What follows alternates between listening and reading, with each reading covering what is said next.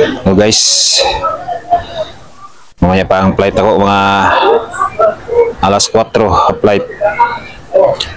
Mula Davao to Dumaguete, Davao to Cebu. Tapos Cebu to Dumaguete. Yan ang flight ko. Dumating ako dito kanina ay last G's. Last G's ko dumating dito mga guys. Tapos ang flight ko mamaya ay alas 4. Pupunta Dumaguete.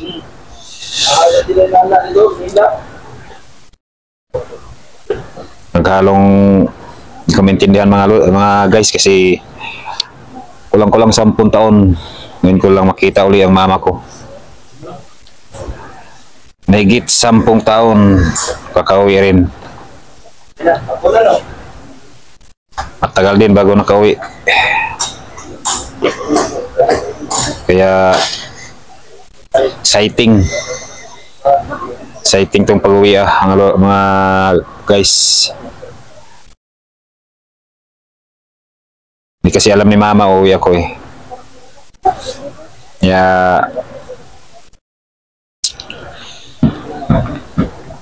hindi ko malaman kung iyak yun o matutuwa sa pag-uwi ko. Pero alam ng kapatid ko nga uuwi ako. Ang hindi alam ni mama. Si mama lang hindi nakaalam nga uuwi ako guys. Kasi yung kapatid kong babae galing Leyte ay nandun na.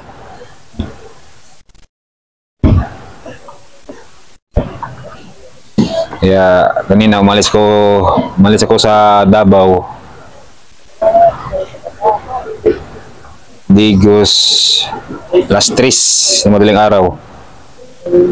Dumating ako sa Davao 5:15.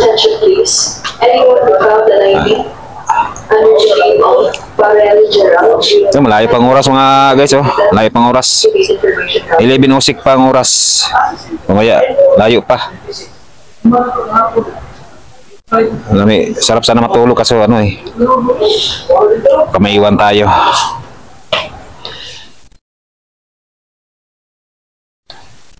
Kaya hintayin na lang natin ang oras. Kasi malapit lang naman eh. Kung alam ko lang na 6 hours ang paghihintay ko dito sa airport Cebu, dapat nag-supercut na lang ako papuntang Dumaguete. Kasi malapit lang yun ditong pier eh. Mactan Lapu-Lapu yung kabila oh.